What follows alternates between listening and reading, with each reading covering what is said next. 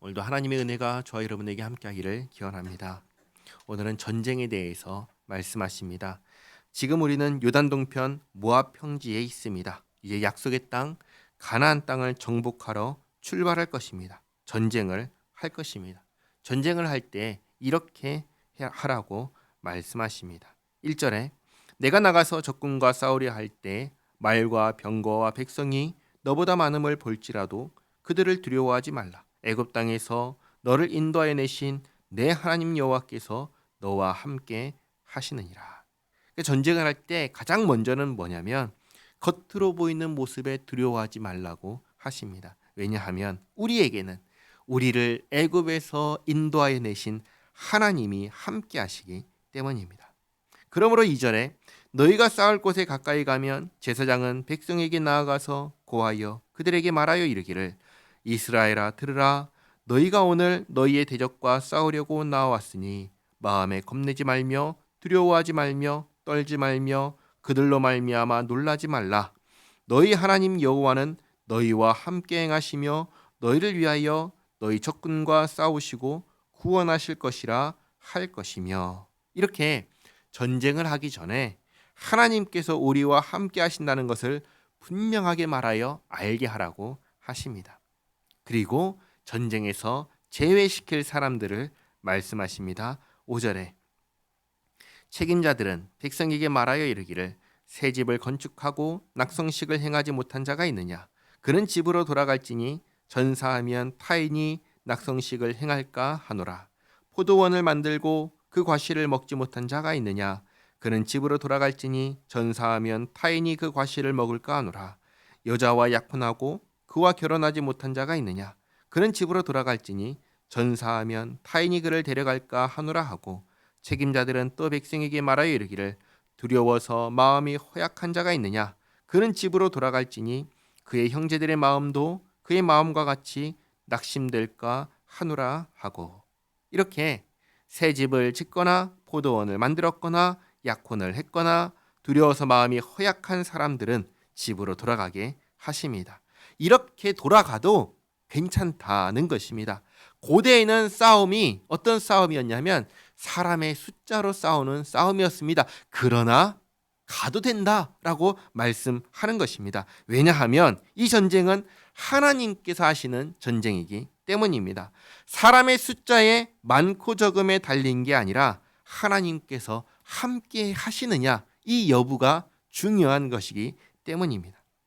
그러나 여기서 오해하지 말아야 할 것이 한 가지 있는데 모든 전쟁이 다 하나님께서 하시는 전쟁이냐면 그렇지 않습니다. 오직 하나님께서 명령하셔서 하게 되는 전쟁을 두고 하는 말씀입니다.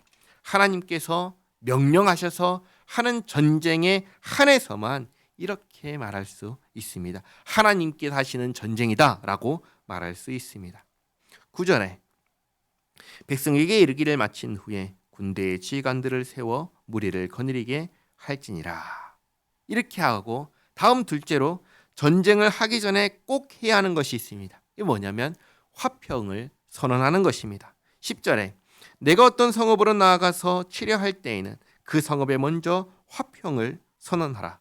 그 성읍이 만일 화평하기로 회답하고 너를 향하여 성문을 열거든 그 모든 주민에게 내게 조공을 바치고 너를 섬기게 할 것이요 만일 너와 화평하기를 거부하고 너를 대적하여 싸우려 하거든 너는 그 성읍을 에워쌀 것이며 내 하나님 여호와께서 그 성읍을 내 손에 넘기시거든 너는 칼날로 그 안의 남자를 다 쳐 죽이고 너는 오직 여자들과 유아들과 가축들과 성읍 가운데 있는 모든 것을 너를 위하여 탈취물로 삼을 것이며 너는 내 하나님 여호와께서 내게 주신 적군에게서 빼앗은 것을 먹을지니라. 이렇게 선택을 하게 하십니다. 하나님을 대적할지 아니면 하나님께 항복할지를 선택하는 것입니다. 하나님께 항복하면 하나님께 속한 사람이 되는 것이고 하나님을 대적하면 멸망하는 것입니다.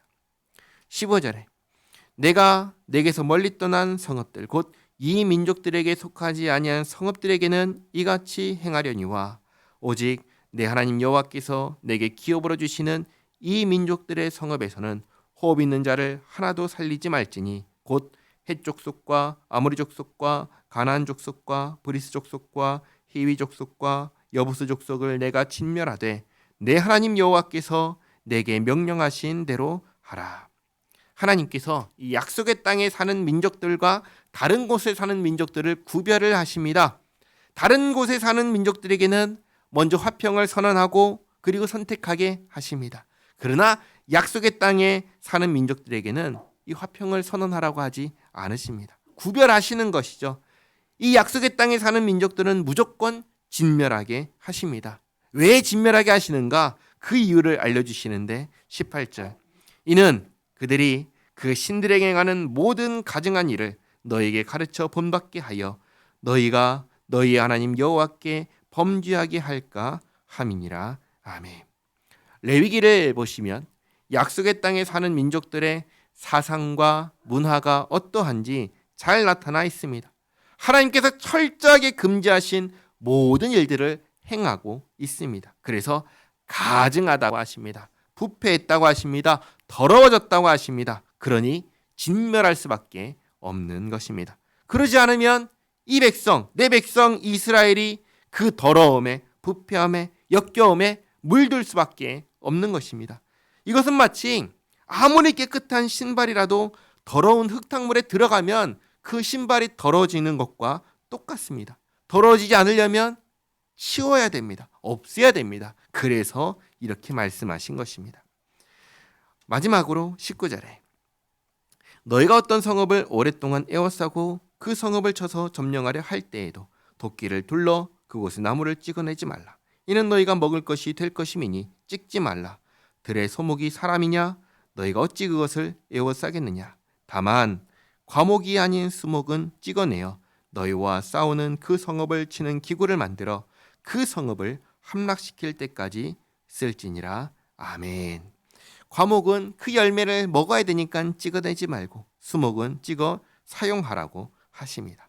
오늘 이렇게 전쟁에 대해서 말씀해 주셨습니다. 기도하겠습니다. 좋으신 하나님, 참으로 주께서 함께 하시며 주께서 명하신 일을 할 때 우리가 형통할 수 있습니다. 사람이 이루는 것이 아니라 하나님께서 이루어 주시기 때문입니다. 그러하오니 우리가 모든 일을 할 때 늘 하나님을 의지하며 하나님께서 원하시는 바를 분별하며 하나님의 말씀을 따라 행하게 하옵소서. 이 세상에 있는 더러움과 부패함과 오염에 물들지 않도록 지켜주시옵고 거룩하신 하나님을 따라 거룩하게 살게 하옵소서. 예수님의 이름으로 기도하옵나이다. 아멘.